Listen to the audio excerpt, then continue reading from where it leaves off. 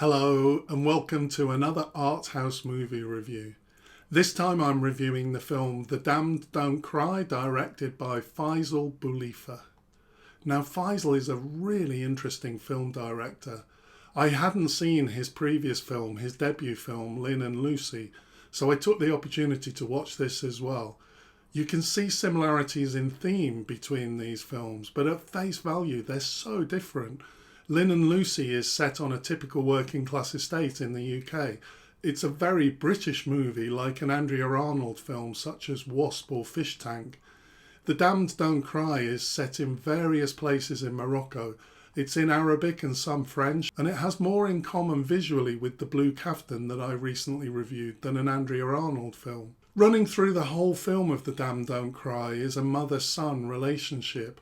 And they have a difficult life. They're survivors. They only have money if they steal or sell themselves for sex.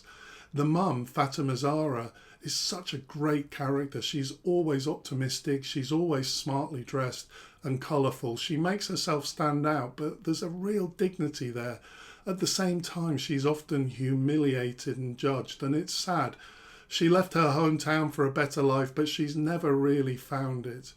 The son, Salim, is a kind of teenage mix of, on the one side, extremely mature, and on the other, really immature, like childlike emotions.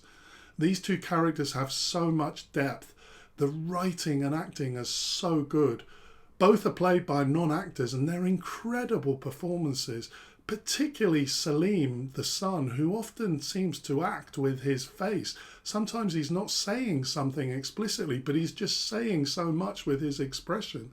And I found here another similarity with Lynn and Lucy, where the character Lynn did the same thing. The writing is so good in The Damned Don't Cry, but then there's this incredible communication coming from Salim's face.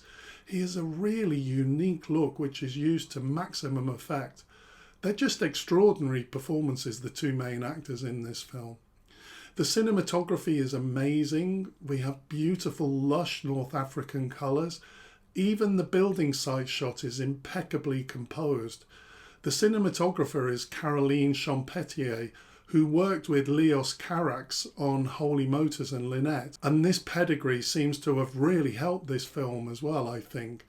The two main characters have such a difficult life and they live in such poor conditions, but we only see beauty in the way this film is shot.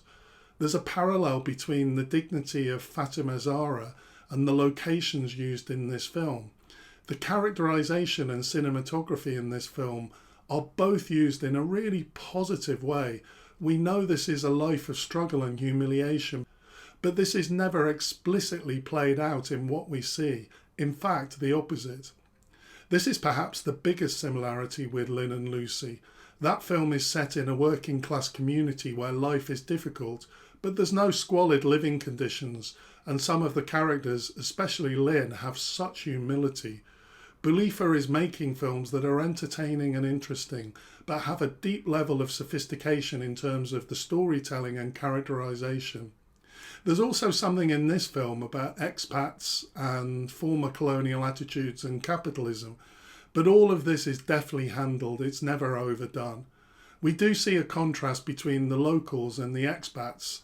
The expats have all the power, and we see how that's exploited in various ways, including for sexual purposes. That said, Boulifa isn't only critical of the expats. The French expat Sébastien, we see him as trying to be a decent person. He's not just evil, even though he does abuse his power.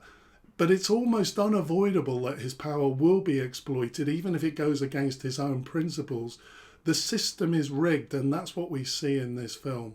As with Lynn and Lucy, we don't get an ending with everything neatly tied up. There's a lot of ambiguity left, but I was left feeling very satisfied. There's very deep themes in this film, but in a format that is easy to watch, both in terms of how it looks and how you care for the characters. I highly recommend this film, and I recommend Lynn and Lucy too if you haven't seen it. I'm certainly waiting with interest to see what this filmmaker does next. Thanks for watching. See you next time.